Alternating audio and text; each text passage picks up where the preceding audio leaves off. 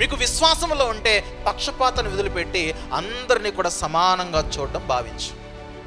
లేదు, నాకు విశ్వాసం వద్దు, నేను అందరినీ సరిగ్గా చూడలేను, నాకు నచ్చిన వాడితో మాత్రం బాగా మాట్లాడతాను, నాకు నచ్చని వాడితో నేను సరిగ్గా మాట్లాడలేను అని అంటే గనక నువ్వు విశ్వాసం వదిలిపెట్టి బయటికి వెళ్ళి లోకంలో బ్రతికి పక్షపాతంగానే వ్యవహరించి అటునుంచి అంటే నరకానికి చేజారిపో. దేవుడు 2 ఆప్షన్స్ పెట్టాడు ఇక్కడ.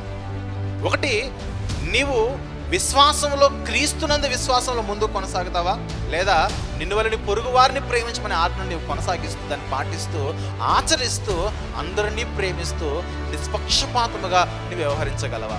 2 ఆప్షన్స్ ఉన్నాయి. నేను పక్షపాతంగా బ్రతుకుతానండి, లేదా నేను మంచి విశ్వాసిగా ఉంటానండి. ఈ రెండిట్లో మనం ఒకదాన్ని మాత్రం ఎంచుకోవాలి. రెండింటినీ కొనసాగిస్తానంటే మన ఆత్మీయ జీవితానికి అవి ఏమాత్రం కూడా మంచిది కాదు. మీరు యేసుక్రీస్తును గురించిన విశ్వాసంలో ఉంటే కనుక మీ జీవితాల్లో పక్షపాతం అనే దాన్ని ఏమాత్రం కూడా రానివ్వకండి. ఎందుకంటే పక్షపాతమును క్రీస్తునందు విశ్వాసాన్ని ఆ రెండింటిని తీసుకెళ్ళి ఒక వరలో మీరు పెట్టలేరు. ఆ రెండు కూడా వేరు వేరు వేరు వేరు